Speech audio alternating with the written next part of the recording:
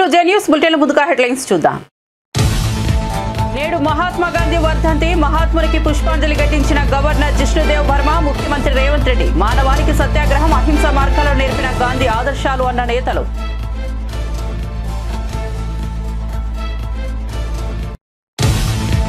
మనమిత్ర పేరుతో WhatsApp governance ను ప్రారంభించిన మంత్రి లోకేష్. ప్రజల చేతిలోనే ప్రభుత్వం, ప్రజల చేతిలో పాలన, మాది ప్రజాప్రభుత్వం నినాదంతో వాట్సాప్ గవర్నెన్స్. ధ్రువపత్రాల కోసం ఎవరు ఇబ్బంది పడకూడదనే వాట్సాప్ గవర్నెన్స్ అని వ్యాఖ్య.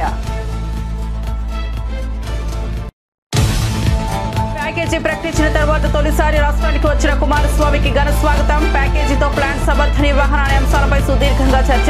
విశాఖ స్టీల్ ప్లాంట్ ప్రైవేటీకరణ ప్రసక్తే లేదు, పునరుద్ధరణకే ప్రాధాన్యమన్న కేంద్ర మంత్రి. హైదరాబాద్ ను పట్టించుకొని ప్రభుత్వ వైఖరిని ప్రశ్నిస్తే అరెస్ట్ చేస్తారా అన్న కేటీఆర్. హైదరాబాద్ నగరానికి నిధులు ఇవ్వడం లేదని ప్రశ్నిస్తే గెంటేస్తారా అని నిలదీత. కాంగ్రెస్ మోసాన్ని అడ్డుకున్నందుకు కార్పొరేటర్ల గొంతు నొక్కుతారా అని ఆగ్రహం. అరెస్టులతో అనగదొక్కాలని చూస్తే గుణపాఠం తప్పదని హెచ్చరిక. ఇక వార్త వివరాల్లోకి వెళ్తే, మహాత్మా గాంధీ వర్ధంతి సందర్భంగా తెలంగాణ ముఖ్యమంత్రి రేవంత్ రెడ్డి గవర్నర్ జిష్ణుదేవ్ వర్మతో కలిసి హైదరాబాద్ లోని లంగర్ హౌస్ లో ఉన్న బాపు ఘాట్ వద్ద మహాత్మా గాంధీ సమాధికి పుష్పాంజలి ఘటించారు. ఈ కార్యక్రమంలో శాసనసభ స్పీకర్ గడ్డం ప్రసాద్ కుమార్, మంత్రులు పొంగులేటి శ్రీనివాసరెడ్డి, తుమ్మల నాగేశ్వరరావు, పొన్నం ప్రభాకర్, కొండా సురేఖ, ముఖ్య కార్యదర్శి శాంతికుమారి, టీపీసీసీ అధ్యక్షుడు మహేష్ కుమార్ గౌడ్ తదితరులు పాల్గొన్నారు. ఈ సందర్భంగా మహాత్మా గాంధీ దేశ స్వాతంత్ర పోరాటంలో చేసిన త్యాగాలను గుర్తు చేసుకున్నారు. మానవాళికి సత్యాగ్రహం, అహింస మార్గాలను నేర్పిన గాంధీ ఆదర్శాలు నేటికి ప్రాముఖ్యతను కలిగి ఉన్నాయని పేర్కొన్నారు.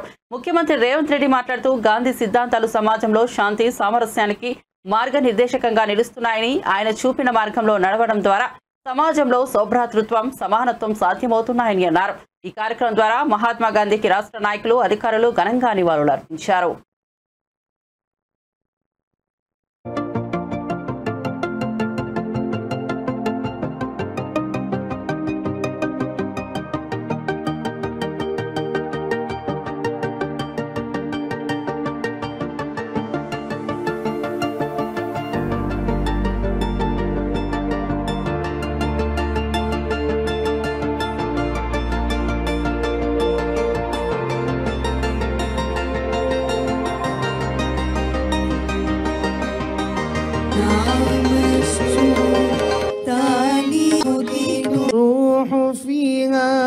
गुरु पाणी पिता माता तरत महत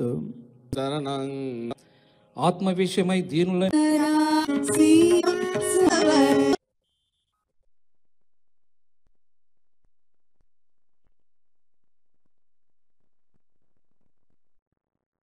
మహాత్మా గాంధీ వర్ధంతి సందర్భంగా ప్రధానమంత్రి నరేంద్ర మోదీ ఢిల్లీలోని రాజ్ఘాట్ లో గాంధీ సమాధి వద్ద పుష్పాంజలి ఘటించారు. ఈ సందర్భంగా గాంధీ జీవితం, ఆయన ఆదర్శాలు సత్యం, సామరస్యం, సమానత్వంపై ఆధారపడినవి. ఇవి ఎల్లప్పుడూ దేశ ప్రజలకు స్ఫూర్తిదాయకంగా నిలుస్తాయని ప్రధాని మోదీ పేర్కొన్నారు. రాష్ట్రపతి ద్రౌపది ముర్ము, ఉపరాష్ట్రపతి జగదీప్ ధన్ఖడ్, ఇతర కేంద్ర మంత్రులు కూడా రాజ్ఘాట్ లో మహాత్మా గాంధీకి నివాళులు అర్పించారు.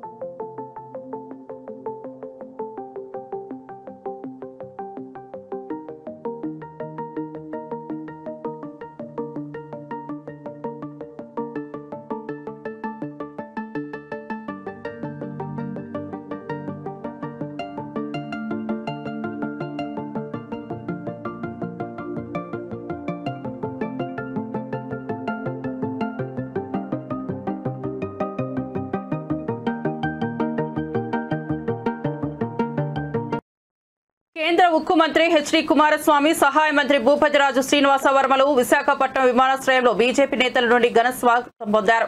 అనంతరం వారు విశాఖ స్టీల్ ప్లాంట్ కు బయలుదేరి Gajuwaka centre, Kurmannapalem steel plant, township మీదుగా ర్యాలీ నిర్వహించారు. ఈ సందర్భంగా తెలుగు తల్లి విగ్రహం వరకు అడుగడుగున బీజేపీ శ్రేణులు మంత్రివర్యులకు స్వాగతం పలికారు. విశాఖ స్టీల్ ప్లాంట్ కు 11,440 కోట్ల మంజూరు చేసిన అనంతరం కేంద్ర మంత్రులు ప్లాంట్ ను సందర్శించడం గమనార్హం. ఈ సందర్శనలో కేంద్ర మంత్రులు ప్లాంట్లోని వివిధ విభాగాలను పరిశీలించారు. అనంతరం వారు మీడియాతో మాట్లాడారు. ఈ సందర్భంగా ప్లాంట్ అభివృద్ధి, ప్రస్తుత పరిస్థితులు, భవిష్యత్తు ప్రణాళికలపై చర్చించారు. అయితే ఈ పర్యటనలో కేంద్ర మంత్రుల కాన్వాయ్కు ఒక చిన్న ప్రమాదం జరిగింది. 3 కార్లు దెబ్బతిన్నాయి, కానీ ఎలాంటి ప్రాణ నష్టం జరగలేదు. Particularly our Bharat Garu. Several times he approached me.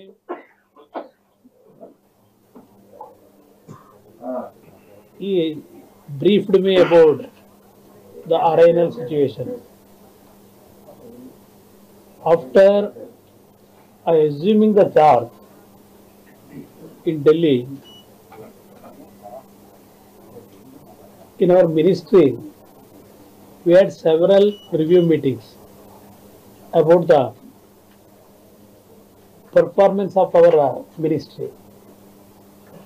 Whatever Vermaji expressed before you, that our Prime Minister's vision of Vikasit Bharat, he has given a deadline to our steel ministry that by 2030 we should reach 300 million ton production of steel. Now we are in the second place in the world. China is the first country. After China, we are in the second place. Several challenges are there. The rate fluctuation also, every day we are seeing even China dumping excess production what they have producing to India also. Several issues are with us. When I review about the RINL history is Mana Mitra ప్రజల చేతిలోనే ప్రభుత్వం, ప్రజల చేతిలో పాలన, మాది ప్రజా ప్రభుత్వం అని విద్య, ఐటీ శాఖల మంత్రి నారా లోకేష్ పేర్కొన్నారు. ప్రజలు దూపత్రాలు, ఇతర సేవల కోసం ప్రభుత్వ కార్యాలయాల చుట్టూ తిరిగే పని లేకుండా పౌర సేవలను వేగవంతంగా అందజేసేందుకు వాట్సాప్ గవర్నెన్స్ కు కూటమి ప్రభుత్వం నాంది పలికింది. దేశంలో తొలిసారిగా మనమిత్ర పేరుతో ఏపీ ప్రభుత్వం వాట్సాప్ గవర్నెన్స్ కు శ్రీకారం చుట్టింది. ఈ సేవలను ఉండవల్లిలోని నివాసంలో మంత్రి లోకేష్ లాంఛనంగా ప్రారంభించారు. దీనికోసం అధికారిక వాట్సాప్ నెంబర్ 9553200009 ను రాష్ట్ర ప్రభుత్వం కేటాయించింది. ఈ సందర్భంగా మంత్రి నారా లోకేష్ మాట్లాడుతూ యువగలం పేరుతో 3132 కిలోమీటర్ల పాదయాత్ర చేశారు. ఈ ఆలోచన యువగలం పాదయాత్ర నుంచి మొదలైంది. నా ప్రసంగాలు చూస్తే మీకు అర్థమవుతుంది. ఒక బటన్ నొక్కితే సినిమా చూస్తున్నా, భోజనం వస్తుంది, క్యాబ్ వస్తుంది. ఒక బటన్ నొక్కితే ప్రభుత్వం ఎందుకు ప్రజల వద్దకు రాదనే ప్రశ్న ఉత్పన్నమైంది. ఆ ఛాలెంజ్ లో నేను స్వీకరిస్తున్నానని ఆనాడు చెప్పా. అందుకే మనమిత్ర ప్రజల చేతిలోని ప్రభుత్వం, ప్రజల చేతిలో పాలన, మాది ప్రజా ప్రభుత్వం నినాదంతో వాట్సాప్ గవర్నెన్స్ ప్రారంభించడం జరుగుతోందని మంత్రి లోకేష్ పేర్కొన్నారు. Saying that this is what we call the Manamitra. It's a WhatsApp governance initiative that's going to be launched by the government of Andhra Pradesh and Meta. It's here to deliver a seamless, efficient, citizen-centric public service delivery. You know, to this initiative, we believe that Andhra Pradesh is again at the forefront of e-governance initiatives. In the past, the entire nation used to look at Andhra Pradesh on what are we doing so they can adopt. I believe this is the first step in that direction. And from RTG, from IT department, you will be seeing more and more such initiatives coming. Our entire objective is to keep the citizen as center of our universe and look at what are all the touch points of the citizen, how do we resolve their problems, how do we ensure that on a day-to-day issues, both the government and the political system is not relevant. So to get basic documents, why should they come to a government office or why should they meet an MLA is a question, is a challenge that I have taken up. మీ అందరు తెలిసిందే యువగలం పాదయాత్ర చేశాను, 3132 కిలోమీటర్లు నేను నడిచాను.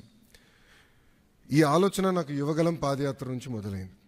మీరు ఒక్కసారి కానీ మా స్పీచ్లు కూడా మీరు చూస్తుంటే, నా స్పీచ్ చూస్తుంటే నేను పదే పదే చెప్పేవాడిని, ఒక బటన్ నొక్కితే భోజనం వస్తుంది, ఒక బటన్ నొక్కితే సినిమా చూస్తున్నాం, ఒక బటన్ నొక్కితే ట్యాక్సీ వస్తుంది, కానీ ఒక బటన్ నొక్కితే ఎందుకు ప్రభుత్వం మీ దగ్గరికి రావట్లేదు, ఆ ఛాలెంజ్ నేను స్వీకరిస్తున్నానని ఆనాడు చెప్పాను. అందుకే ఈరోజు మన మిత్ర ప్రజల చేతిలోనే ప్రభుత్వం, ప్రజల చేతిలో పాలన, మాది ప్రజాప్రభుత్వం, ఈ నినాదంతో ఈరోజు ఇది మేము ప్రారంభించడం జరుగుతుంది. యువగలం పాదయాత్రలో అడుగడుగున ప్రజలు ఎదుర్కొంటున్న సమస్యలు నేరుగా తెలుసుకునే నాకు అవకాశం కలిగింది. పొద్దున నేను బస్ దిగి పాదయాత్ర ప్రారంభించిన దగ్గర నుంచి మళ్ళీ తిరిగి బస్ ఎక్కే వరకు ప్రజలతో ఉన్న, కార్యకర్తలతో ఉన్న, నాయకులతో ఉన్న. ఊరు నుంచి ఊరు నేను నడిచేటప్పుడు కూడా అక్కడ ప్రజలతో మాట్లాడేవాడిని, లేదంటే కార్యకర్తలతో మాట్లాడేవాడిని, నాయకులతో మాట్లాడేవాడిని, వాళ్ళ సమస్యలు నేను తెలుసుకునేవాడిని. అది జరిగినప్పుడు నేను రైతుల్ని కలిసా, మహిళల్ని, విద్యార్థుల్ని, కుల వృత్తుల వాళ్ళని కూడా కలుస్తాం జరిగింది. వాళ్ళందరినీ కలిసినప్పుడు వాళ్ళు ఒకటే అడిగారు, పద్దాక మమ్మల్ని మా కాస్ట్ సర్టిఫికేట్ ఉందంటే ప్రతి ఇన్ని నెలలకు ఒకసారి మిమ్మల్ని ఎందుకు తీసుకోవాలి, ఇన్కమ్ సర్టిఫికేట్ ఉంది మళ్ళీ మేము అధికారుల దగ్గరికి ఎందుకు వెళ్ళాలి, పవర్ బిల్ చెల్లించాలంటే ఎందుకు సీమ్లెస్గా మేము చెల్లించలేకపోతున్నాం, లేదంటే ఆర్టీసీ టికెట్ తీసుకోవాలన్నా మేము బస్ ఎక్కిన తర్వాత ఎందుకు తీసుకోవాలి, ముందరే మేము ప్లాన్ చేసి ఎందుకు తీసుకోకూడదని పదే పదే నన్ను అడగటం జరిగింది. ఇంతేకాకుండా మీరు చూస్తే గత 5 సంవత్సరాల పరిపాలనలో నేను అనేక సందర్భాల్లో సర్టిఫికెట్ రానికుండా చేసిన పరిస్థితులు చూసాం. అంటే అది చూసిన తర్వాత ఎందుకు అట్లా ఉండాలి. మీరు చూస్తే దుగ్గిరాల నియోజకవర్గంలో ఒక ఎంపీటీసీ గారు పోటీ చేస్తుంటే, దుగ్గిరాల మండలంలో ఎంపీటీసీ గారు పోటీ చేస్తుంటే సర్టిఫికెట్ ఆనాడు ఇవ్వలేదు. జీహెచ్ఎంసీ కార్యాలయం వద్ద బీఆర్ఎస్ కార్పొరేటర్ల అరెస్టుపై ఆ పార్టీ వర్కింగ్ ప్రెసిడెంట్ కేటీఆర్ తీవ్రంగా స్పందించారు. పాలక మండలి సమావేశంలో హైదరాబాద్ నగరాన్ని పట్టించుకొని కాంగ్రెస్ ప్రభుత్వ వైఖరిని ప్రశ్నించినందుకు కార్పొరేటర్లను అరెస్ట్ చేయడం దుర్మార్గమన్నారు. కాంగ్రెస్ అధికారంలోకి వచ్చాక హైదరాబాద్ నగరానికి నిధులు ఇవ్వడం లేదని 1 కోటి మంది నగర ప్రజల తరపున ప్రశ్నిస్తే బయటకు గంటేస్తారా అని నిలదీశారు. గత సంవత్సరం కేటాయించిన బడ్జెట్ నిధులను కనీసం ఖర్చు చేయకుండా మరోసారి అవే కాగితాలపై అంకెలు మార్చి గొప్పలు చెప్పుకునే కాంగ్రెస్ మోసాన్ని అడ్డుకున్నందుకు తమ కార్పొరేటర్ల గొంతులు నొక్కుతారా అని ఆగ్రహం వ్యక్తం చేశారు. పారిశుద్ధ్యం, తాగునీరు, విద్యుత్ సరఫరా వంటి కనీస ప్రజా సౌకర్యాలను కూడా సరిగ్గా నిర్వహించలేని జీహెచ్ఎంసీ అసమర్థ తీరును ప్రశ్నిస్తే ఈ ప్రభుత్వం జీర్ణించుకోలేకపోతోందన్నారు. తెలంగాణ ప్రభుత్వం రాష్ట్రంలో విద్యుత్ సామర్థ్యాన్ని పెంచేందుకు హిమాచల్ ప్రదేశ్లో హైడ్రో ఎలక్ట్రిక్ ప్రాజెక్టులపై ఆసక్తి చూపుతోంది. హిమాచల్ ప్రదేశ్ ప్రభుత్వం బిల్డ్ ఓన్ ఆపరేట్ ట్రాన్స్ఫర్ విధానంలో ఆ ప్రాజెక్టుల కోసం ప్రతిపాదనలు ఆహ్వానించింది. ఈ నేపథ్యంలో తెలంగాణ డిప్యూటీ సీఎం బట్టి విక్రమార్క హిమాచల్ ప్రదేశ్ ముఖ్యమంత్రిని సంప్రదించి అవగాహన ఒప్పందంపై చర్చించారు. ఈ ప్రాజెక్టుల ద్వారా తెలంగాణకు అదనపు విద్యుత్ ఉత్పత్తి సాధ్యమవుతుందని, రాష్ట్రంలో విద్యుత్ అవసరాలను తీర్చడంలో ఇది సహాయపడుతుందని భావిస్తున్నారని అన్నారు. హిమాచల్ ప్రదేశ్లోని హైడ్రో ఎలక్ట్రిక్ ప్రాజెక్టులు సహజ వనరులను ఉపయోగించి పర్యావరణ రహితంగా విద్యుత్ ఉత్పత్తి చేయడంలో ప్రముఖంగా ఉన్నాయి. ఈ భాగస్వామ్యం ద్వారా 2 రాష్ట్రాల మధ్య సహకారం పెరగడంతో పాటు తెలంగాణలో పునరుత్పాదక శక్తి వినియోగం మరింతగా పెరగనుంది. అల్లూరి సీతారామరాజు జిల్లా ఎటపాక మండలం విస్సాపురం గ్రామ శివారులో మావోయిస్టు ఏరియా కమిటీ సభ్యుడు సోడి పొజ్జు అలియాస్ లలిత్ను ఎటపాక పోలీసులు అరెస్ట్ చేశారు. ఈ సందర్భంగా ఎస్పీ అమిత్ బర్ధార్ విలేకరుల సమావేశంలో వివరాలు వెల్లడించారు. సోడి పొజ్జు పలువురు ఏరాలలో నిందితుడిగా ఉన్నట్లు తెలిపారు. అతని అరెస్టుతో మావోయిస్టు కార్యకలాపాలకు గట్టి దెబ్బ తగిలిందని ఎస్పీ పేర్కొన్నారు. అటాక్ చేయడం, బ్లాస్ట్ ఎక్కువగా అగ్రెసివ్ గా ఆఫెన్స్ చేసేవాళ్ళు పోలీస్ పార్టీ పైన అటాక్ చేయడం, బ్లాస్టింగ్ చేయడం. సోడే పుర్జా మనకి మీ సమక్షంలో ఈరోజు అతన్ని ప్రజెంట్ చేస్తున్నాం. స్పెషల్గా కిస్టారాం ఏరియా కమిటీ అండ్ మన ఆంధ్రప్రదేశ్ ఛత్తీస్గఢ్ బార్డర్ ఏరియాలో గతివిధిని మన కంట్రోల్ చేయాల్సిన దీనికోసం మన ఏరియాలో కొండ ఏరియా కమిటీతో సహా అవతల మిగతా ఏరియా కమిటీలో వర్క్ చేసే వాళ్ళ మావోయిస్ట్ పైన మనకు కూడా నిఘా పెట్టడం జరుగుతున్నాయి. స్పెషల్గా ఆపరేషన్ కగార్ ఎప్పటి నుండి మన స్టార్ట్ అయినా అప్పటి నుండి ఈ మావోయిస్ట్ థింకింగ్ వాళ్ళు చాలామంది ఆల్రెడీ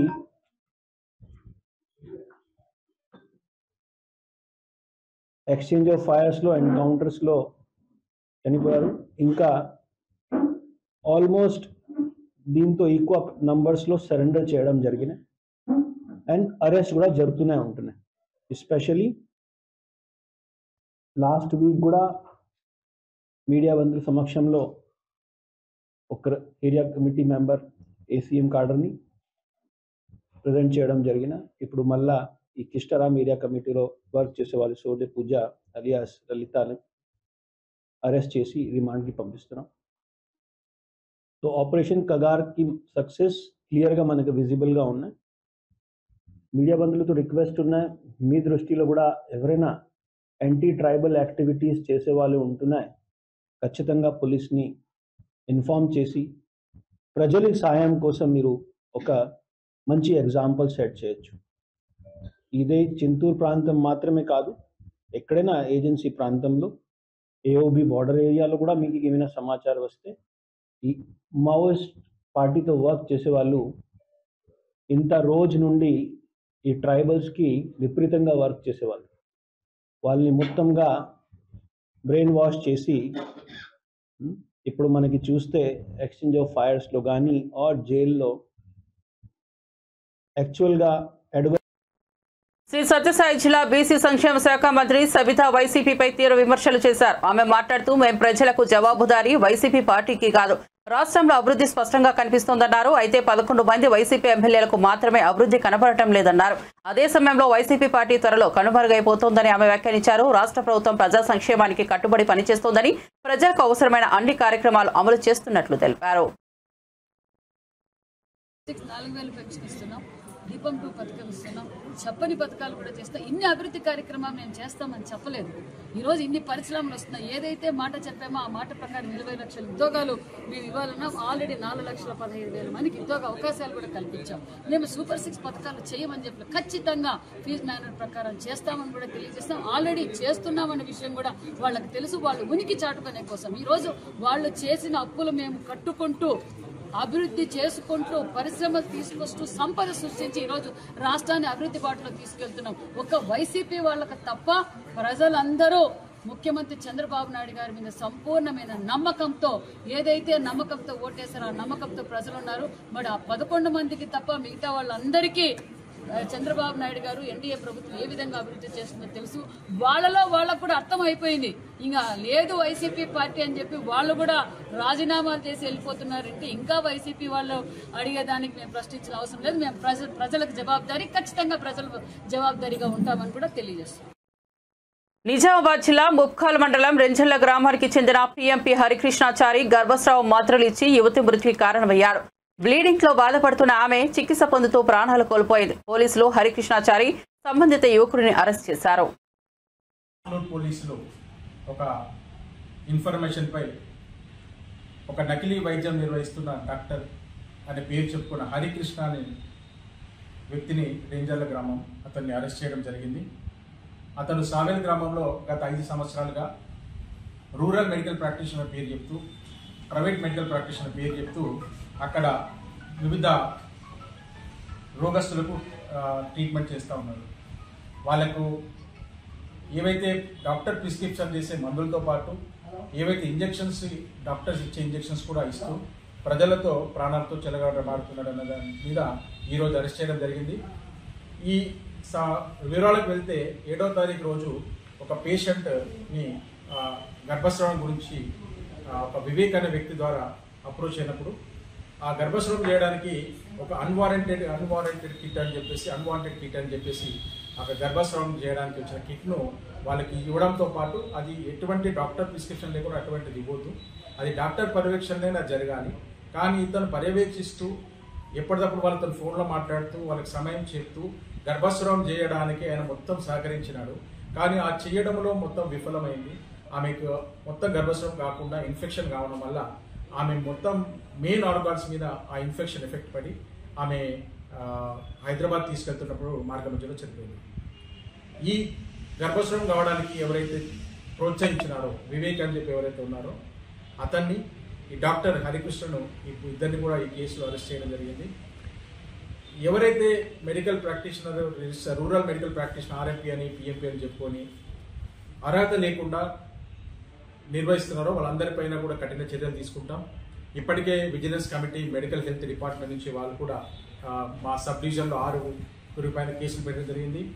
ఒక ఇందల్వాయి పిఎస్ లిమిట్స్లో గంగాధర్ అని చెప్పి ఇతను కూడా ప్రాక్టీస్ చేస్తున్నాడు, ఇతను కూడా డాక్టర్స్ ఇచ్చే మెడిసిన్స్ ఇస్తున్నాడు అని చెప్పేసి అతని మీద ఒక కేసు చేశాము.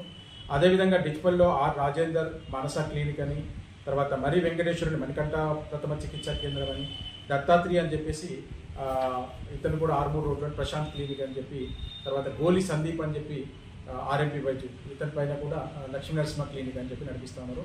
ఈ నలుగురు పైన డిచ్పల్లి పిఎస్లో కేసు అయింది. అదేవిధంగా మల్లేశం అని చెప్పేసి టౌన్ 5 ఏరియాలో నాలుకల్ రోడ్లో నిర్వహిస్తున్న అతని పైన కేసు అయింది. భోపాల్లో ఇద్దరి పైన విఠల్ సింగ్ అండ్ సురా మహేష్ కుమార్ చెప్పి వీళ్ళు కూడా ఒక క్లినిక్ నడిపిస్తూ ఉన్నారు, అర్హత లేకుండా వాళ్ళపైన కేసు ఉంటుంది. వీళ్ళందరి మీద మొత్తం 8 మంది మీద ఇప్పుడు కేసులు రిజిస్టర్.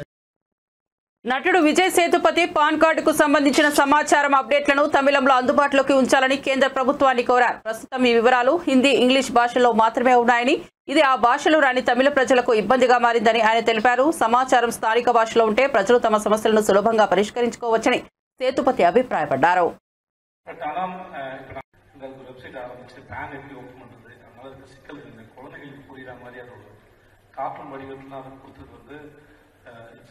வெரி இன்ட்ரெஸ்டிங் ரொம்ப இன்ட்ரெஸ்டிங்கான ஒரு மூவ்ஸாக இருக்குது. பட் ஆனால் இப்போ நாங்கள் பேன் அப்ளை பண்ணணும் அப்படின்னா அது ஹிந்தியிலும் இங்கிலீஷ்லையும் மட்டும்தான் இருக்குது. அது இங்கே நிறைய பேருக்கு அது கொஞ்சம் திரும்பி அது கடினமான இடத்துல இருக்கும். இந்த தமிழ்லையும் இருந்தால் அது எல்லாருக்கும் இன்னும் கொஞ்சம் அதை பார்த்து அதை புரிஞ்சுக்கிறதுக்கு வசதி. ஏன்னா நீங்கள் இந்த ஸ்டெப் எடுத்து வைக்கிறதே வந்து எல்லாருக்கும் இது எளிமையாக போய் சேரணும் அப்படிங்கிற ஒரு முயற்சி தான். அந்த முயற்சியை நான் பெருசாக வரவேற்கிறேன். பட் ஆனால் அது தமிழ் இருந்தால் எல்லாருக்கும் வந்து அது இன்னும் எளிமையாக போய் சேரணும்னா, ஏன்னா இங்கே என்னென்ன மாற்றங்கள் நிகழுது, எப்படி இருக்கு, திடீர்னு ஏதாவது பிரச்சனை வரும்போது தான் என்ன பிரச்சனைன்னு ஒரு படப்படப்பட தான் அதை தெரிஞ்சுக்கிறோம். ஸோ அது முன்னாடியே அதை பற்றின விளக்கமும் தெளிவும் நம்ம புரியுற மொழியில் இருந்துச்சுன்னா நம்மளால். కృష్ణా జిల్లా గుడివాడలో ఎమ్మెల్యే వెనిగండ్ల రాము బైక్ పై తిరుగుతూ ప్రజలతో మాట్లాడారు. చిరు వ్యాపారులు, దుకాణదారులు రైతులతో ముచ్చటించారు. వారి సమస్యలు అడిగి తెలుసుకున్నారు. అధికారులు, నేతలు ఎవరైనా అవినీతికి పాల్పడితే తక్షణమే తమకు సమాచారం ఇవ్వాలని ప్రజలతో ఎమ్మెల్యే రాము చెప్పారు. గుడివాడ అభివృద్ధిలో ప్రజలు భాగస్వామ్యం అవ్వాలని సూచించారు. ప్రజలకు ఏ సమస్యలున్నా తనకు తెలియజేస్తే వాటి పరిష్కారానికి కృషి చేస్తానని తెలిపారు.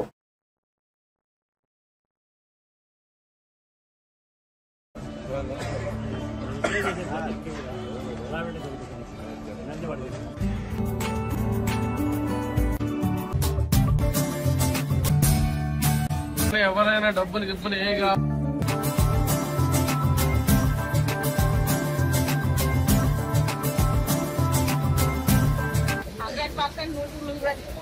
మీకేం ప్రాబ్లం వస్తే ఎవరైనా డబ్బులు గిబ్బులు ఏ కావాలని ఎవరైనా కానీ మమ్మల్ని ఎవరైనా కాల్ చేస్తే మాత్రం నా దగ్గరికి వచ్చి వెంటనే చెప్పండి. ఏ పరిస్థితుల్లో మీరు ఇప్పుడు చెప్పలేకపోతుంటే నేను పర్సనల్గా వచ్చేసాను. ఓకే అంటే కాదు మీరు కొట్టినట్టు నాకు మిమ్మల్ని అధికారులు కానీ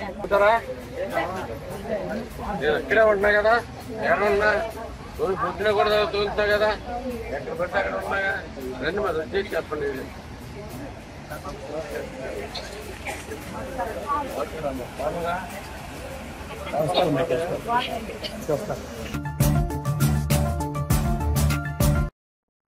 ప్రయాగ్రాజ్ లో జరుగుతున్న మహాకుంభమేళకు భారీగా భక్తులు పోటెత్తుతున్నారు. త్రివేణి సంగమంలో భక్తులు పుణ్యస్నానాలు ఆచరిస్తున్నారు. తొక్కిసలాట ఘటనతో అప్రమత్తమైన యోగి సర్కార్ భక్తుల రద్దీ క్రమబద్ధీకరణకు చర్యలు చేపట్టింది.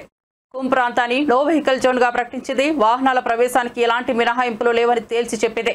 వీవీఐపీ స్పెషల్ పాసులను కూడా రద్దు చేస్తున్నట్లు అధికారులు ఆదేశాలు జారీ చేశారు. ఫిబ్రవరి 4వ తేదీ వరకు ప్రయాగ్రాజ్ నగరంలోకి 4-వీలర్ వాహనాలు ప్రవేశించకుండా నిషేధం విధించింది.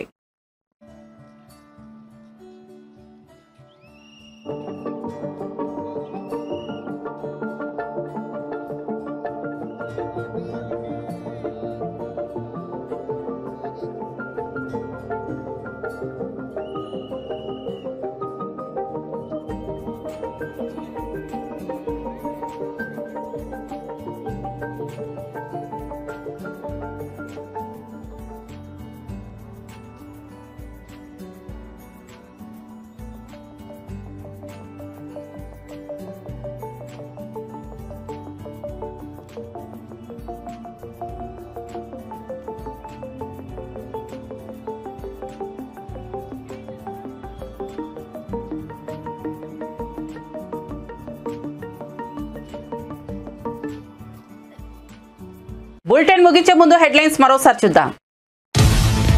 నేడు మహాత్మా గాంధీ వర్ధంతి. మహాత్మునికి పుష్పాంజలి ఘటించిన గవర్నర్ జిష్ణుదేవ్ వర్మ, ముఖ్యమంత్రి రేవంత్ రెడ్డి. మానవానికి సత్యాగ్రహం, అహింస మార్గాల్లో నేర్పిన గాంధీ ఆదర్శాలు అన్న నేతలు.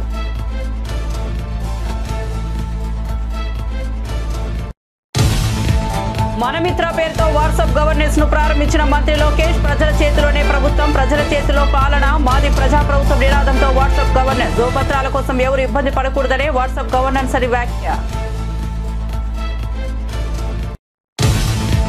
ప్యాకేజీ ప్రకటించిన తర్వాత తొలిసారి రాష్ట్రానికి వచ్చిన కుమారస్వామికి ఘన స్వాగతం. ప్యాకేజీతో ప్లాంట్ సమర్థ నిర్వహణ అనే అంశాలపై సుదీర్ఘంగా చర్చ. విశాఖ స్టీల్ ప్లాంట్ ప్రైవేటీకరణ ప్రసక్తే లేదు, పునరుద్ధరణకే ప్రాధాన్యమన్న కేంద్ర మంత్రి. హైదరాబాద్ ను పట్టించుకొని ప్రభుత్వ వైఖరిని ప్రశ్నిస్తే అరెస్ట్ చేస్తారా అన్న కేటీఆర్. హైదరాబాద్ నగరానికి నిధులు ఇవ్వడం లేదని ప్రశ్నిస్తే గెంటేస్తారా అని నిలదీత. కాంగ్రెస్ మోసాన్ని అడ్డుకున్నందుకు కార్పొరేటర్ల గొంతు నొక్కుతారా అని ఆగ్రహం. అరెస్టులతో అనగదొక్కాలని చూస్తే గుణపాఠం తప్పదని హెచ్చరిక. విశేషాలు చూస్తూనే ఉండండి జే న్యూస్.